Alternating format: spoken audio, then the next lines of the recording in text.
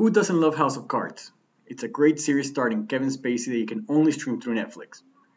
We love having the option to stream episodes through various service providers like Time Warner Cable, except when that streaming is more like a trickle.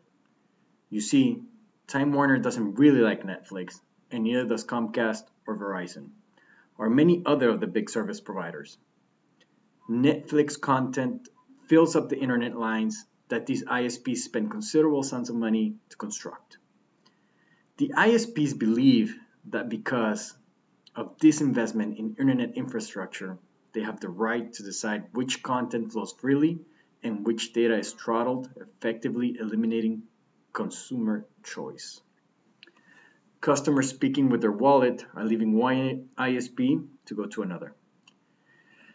Now, the internet should be made equally accessible to all customers, much like a utility, like electricity or water, enabling an equal playing field for content and application providers. The service providers who have invested in the infrastructure have recouped their investment over and over again.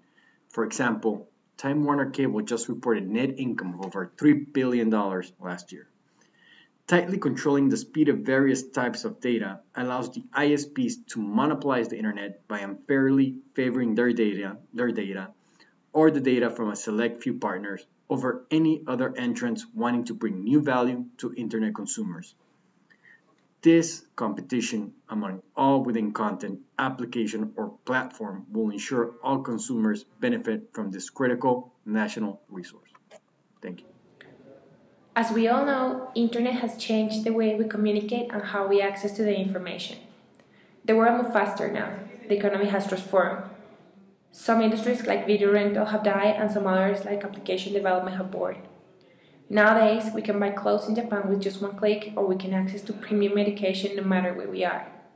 The internet has radically changed our behavior patterns for good.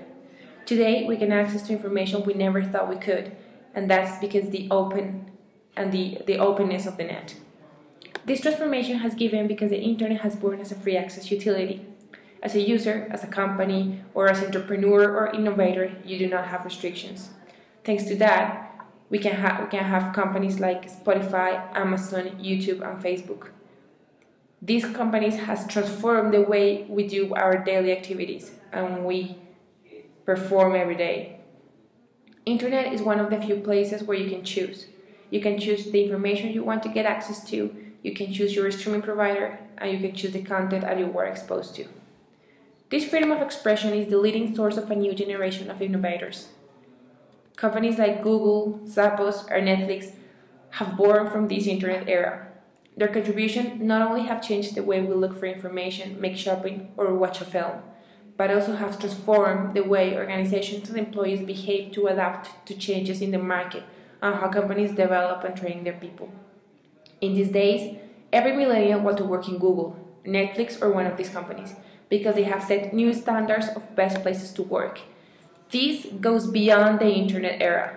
This transforms how the companies behave and how they change in response to the market.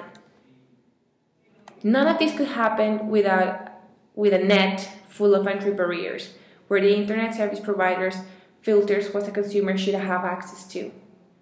That's why net neutrality is important and should be set, so we can be part of a community where we can access freely to information and have the power to choose. Net neutrality gives the chance to entrepreneurs to define their new world, to define new standards, and to have access to information you can never imagine you could have access to. Let's keep that open so we can develop as a community and as an economy.